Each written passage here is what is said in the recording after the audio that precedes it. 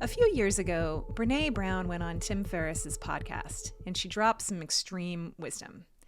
I used to be a little iffy at best about Brené and really didn't take her very seriously, and I still have some quibbles with a lot of things that she says.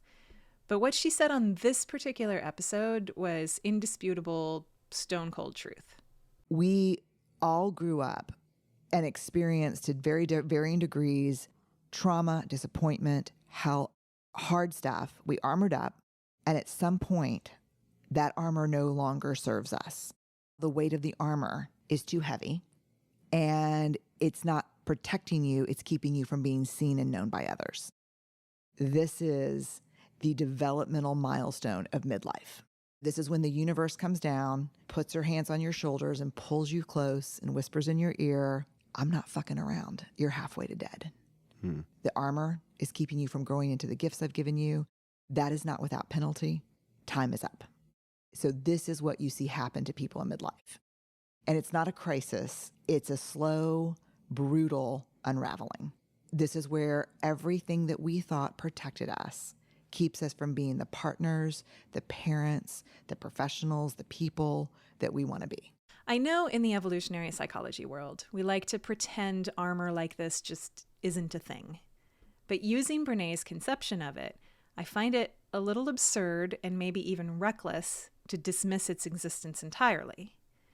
The tenacity of our deeply ingrained interpersonal habits, that blend of genetic predisposition and environmental influences, is different for everyone. And of course, there is huge variation across one's lifetime as far as how and when those habits show up and how fully they can derail our better intentions. But for many of us, myself included, the past is, to some degree at least, still present. As Faulkner reminds us, the past is never dead. It's not even past. All of us labor in webs spun long before we were born, webs of heredity and environment, of desire and consequence, of history and eternity. The past is complicated. It is somehow both overdetermined and underdetermined as a causal force in our lives. It is not everything, but at the same time, it is not nothing. It does not deterministically doom us to some miserable course in life that we are unable to correct. But neither is it a completely neutral agent with no meaning or lingering influence. I had a pretty chaotic and at times frightening childhood, and that in itself is not that noteworthy. Many people had much worse experiences than I did. But it was certainly a proving ground for some less than ideal habits and patterns that helped me maneuver around the particular challenges presented by that very unusual and very unpredictable environment. Armor. But childhood is not destiny. Life and time will de-distort and disarm you, but only if you allow it to. If we can stay open to new information, maintain humility and curiosity around our triggers, and tolerate occasionally extreme discomfort, maybe a little more than occasionally, extreme discomfort with doing things differently, we can grow. We can become more like ourselves. Life will bring us all of the opportunities we need to do this. We just have to have enough faith and fortitude to say yes to those opportunities, which does not come very naturally to most of us. I have let life do what life does to a point. I'm better than I used to be. But like most of us, I have also had severe blind spots, no-go zones, habitual patterns and pieces of armor that I either refuse to see or acknowledge or even want to let go of. My own journey with my protective armor has gone roughly through 3 phases, which I think are not unique at all to me. Phase 1, just denial, a lack of awareness that it exists at all. I actually don't think I was ever in complete denial like this. I had at least a glimmer of awareness beginning very young. But certainly there was a shift, probably late teens, early 20s, that moved into phase 2, an intensifying and increasingly distressing awareness of all of the ways in which my inner experience did not match my external actions or behaviors. This was awareness, but without action. And it was accompanied, in retrospect quite predictably, by regular retreats back into the safe bosom of denial with the handy assistance of addiction. That phase has lasted decades, but the last couple of years have really dialed up the intensity. Like Brené describes, and right on time, the armor has finally become more of a burden than it is a help. And I have now reached a crisis point with it that makes phase 3 finally possible, and that is the awareness that I've always had, together with action, with meaningful, consistent action. The etymology of crisis, by the way, is very appropriate here. It originally refers to the decisive point in the progression of a disease. That's the critical moment where things either turn around and the patient recovers, or they move past the point of no return. So make of that what you will. Phase 3 is certainly no picnic, but the pain of awareness without action has become so acute and so untenable that I don't feel I'm left with much choice. It's change or die. If not a literal death, then a psychic and a spiritual one. Everyone's armor is a little bit different, of course, but mine, at least the most significant way it shows up, is the compulsive hyperagreeableness and the corresponding self-suppression of someone who does not actually want to agree to most of the trades and situations that she's agreeing to. It's people-pleasing by any other name. And not all people-pleasers share my particular constellation of motivations. But I have a deep, abiding, profound fear of rejection that is so vast and so encompassing that to avoid experiencing that fear at any cost, I try to be all things to all people at all times. And when you stand back and really look at it somewhat objectively, it's actually a very impressively elaborate impression management scheme. A vast array of masks, one for every different person and occasion. And keeping track of all of that all the time, because it's all, at least to some degree, in my conscious awareness. My first memory of deploying this scheme goes back to kindergarten. And in reality, I was probably already very well practiced at it by then because it came pretty easily. There's a profound denial of the real self that accompanies each of those masks every time you put one on that makes it, over time, very difficult to discern which version or representation is even real anymore. And worse, I am blessed/cursed with this deep capacity to watch it happen in real time, and I always have been. In kindergarten, at age 5, I watched myself splinter into a version of myself that I perceived an adult wanted from me, and there was an accompanying feeling of big shame and fraudulence as I did that. I felt I was going to be caught, but I also felt I had to do it. Even as I gave the adult the version of myself it seemed that they wanted, my real self was still present. Hello, I'm right here. And at first it was angry about its exclusion, and then confused, and eventually became despondent and gave up. So not only do I constantly abandon myself in a very classically people-pleasing manner, but I can observe it. I've always been able to observe it and know exactly what is happening, seemingly without being able to stop it or do things any differently. This does not feel good at all. It's a little like the movie Being John Malkovich. I'm just trapped in there helplessly. Malkovich, Malkovich, Malkovich. That is how it has felt for most of my life. We call the outward-facing result of this psychosocial shit show agreeableness in evolutionary psychology world. But this goes far beyond what might count as legitimate agreeableness. It's actually a little bit ridiculous to call this agreeableness because the intersubjective experience of that so-called agreeableness is resistance, disgust, resentment, and vicious self-criticism. And one is left feeling hopelessly misunderstood and very lonely, even, maybe especially, in a crowd. This is my lifelong experience of the world, and I know that others share in that experience because I talk to people all day long who feel the same things, behave in the same ways, are aware of the ways in which they're self-sabotaging themselves, and they are longing just as much to change. And I do think change is possible, and even very simple, but not easy, as they say in 12-Step. The only path forward through such an enormous mess is to zealously embrace the very fear of rejection that fuels the entire cycle. You have to go to the root of it. And the best, or at least the most efficient way to embrace a fear of rejection that is so big it totally rules your life is to start telling the truth with a radical honesty practice that does not make exceptions when things get uncomfortable and you don't wanna. Quite the opposite. When you don't wanna, that's exactly when you most need to do it. This has been a central theme of my True to Life talks, a recurrent topic in my individual and group coaching, and an ongoing source of reflection and half-baked, poorly executed, hastily abandoned experiments in my own life. But as Brene points out, the universe is not kidding around anymore. This is serious.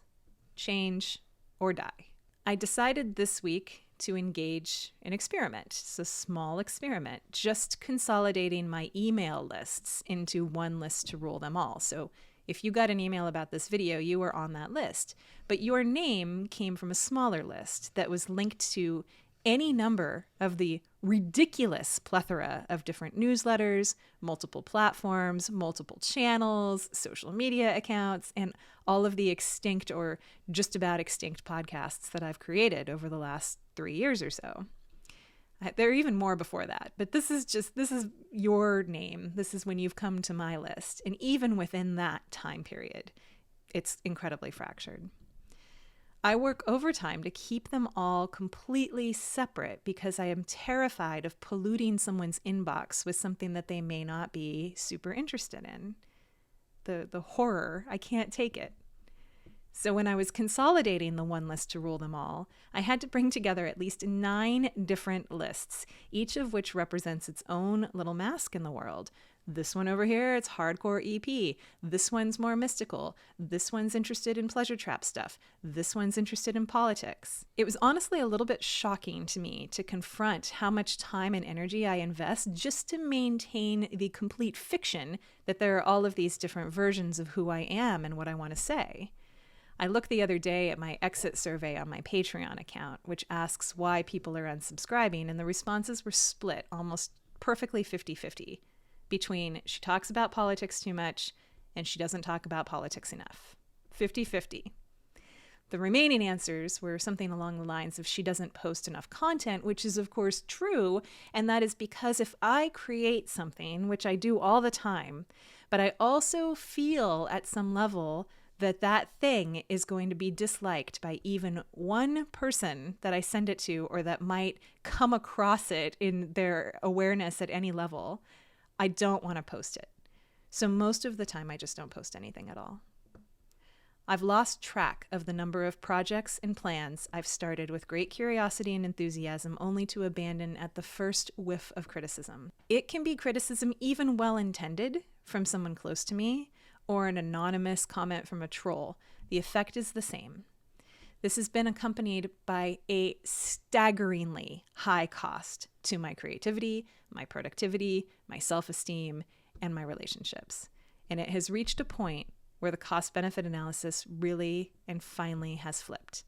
It has always until now been worth the self-abandonment, painful though it may be, to avoid the bigger anticipated fear and pain of rejection. But the lesson that it has taken me nearly half a century to comprehend is that the empty shell that remains after the wholesale disavowal of the true self will itself eventually be rejected by those who can find nothing there to hold on to, because nothing true and real is left. You cannot outrun your deepest fear forever. You only have a choice as to when you will turn and face it directly. And consolidating my email list is, as weird as it sounds, actually a very significant step toward facing that core fear for me, because the real fear facing comes through re-engaging my creative process, putting myself out there for rejection. And that has been on an extended sabbatical replaced by a vast bureaucracy of mask deployment. Setting that creative process free feels super exciting right now, but I also know that it is an expressway to displeasing and disappointing people, inevitably. But that is also what I must do. That is why I must do it, because that's the only alternative to a lifetime sentence of imprisonment in the state of chronic self-loathing and resentment that so many of us just call agreeableness because we're nice. The truth is that I'm interested in and I'm passionate about a lot of different things, a lot of different crazy things. Some of those things are going to bore you or confuse you or offend you or even disturb you. And this video is no doubt one of those things for some of you if you haven't unsubscribed already. I have opinions that might seem inconsistent or contradictory. I can and I do change my mind about things often, and my approach to certain topics and questions has and will continue to evolve over time. Not everybody appreciates that. I envision this new podcast, which this is episode 1 of The Face of the Deep, as an all-inclusive place to talk about all of these different things. Sometimes psychology, sometimes politics, sometimes health, sometimes metaphysics and spirituality, sometimes the places where all of those things intersect. I'm very interested in this space and in talking to a wide variety of people, exploring a huge variety of topics, #openness. So if anybody who's watching would like to come on for a chat or has a suggestion for a guest, just definitely let me know. I'm still not going to re-enable comments, not there yet, and I think there are other reasons not to do that, but my email is always open. As I experiment more and more with a radical honesty practice, there is, on the other side of deep discomfort and a lot of ugly crying, a spaciousness, a sense of spaciousness and relief that I cannot access any other way. There's just no other way to get there. And it is exhilarating when you get there like nothing else. And the more I do it, the more I crave it. It feels like emerging from a really cramped, smothering, humid tent into sharp, bracing Arctic air. As a former winter camper, that's exactly how it feels to me. It doesn't necessarily feel good, but it feels true and it feels essential. And it also doesn't necessarily always provide clarity about what to do. But it does give me clarity that there can be no authentic way to know what I need to do without doing that first. Because if I'm not grounding my actions in that space, in that post-truth spaciousness, that feeling of clarity of one type or another, then really I'm just guessing or I'm imitating what I think someone else would do, which is just another way of trying to figure out what I think they think I should do. It's what I've been doing my entire life, and it's just not good enough for me anymore. So thanks for coming to my existential crisis TED Talk. I wanted to share this ramble partly to let you know about the new podcast, but also in case it is helpful to anybody, because I know that I'm not alone in this boat. I talk to a lot of people, especially women, although not exclusively, who feel this way or something like it. And for all of us, no matter the particulars of our situation, the path back to ourselves is the same. You have to develop awareness, more than you already have, of the various masks that you wear and why you wear them. And then you have to seek out, like the old spiritual axiom says, like a man with his hair on fire seeks a lake. You have to seek out opportunities to feel what it is like to go without that mask exactly when you most want to, when you feel you have to. And I just really believe that that's the only way. So I'll have a lot more to say in coming episodes about that and everything else as well. So see you soon.